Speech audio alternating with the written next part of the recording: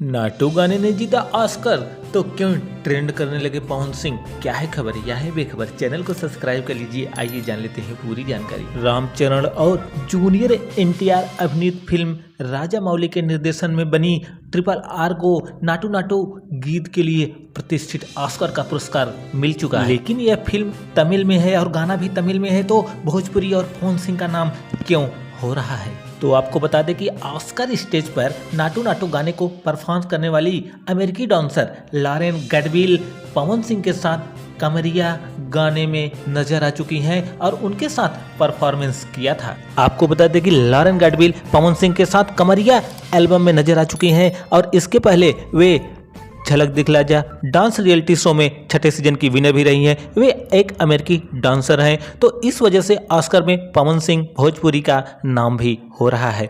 दोस्तों, अगर जानकारी अच्छी लगी है तो एक लाइक करिए, चैनल को सब्सक्राइब करिए इंतजार, क्योंकि हम हैं भोजपुरी के बाहर।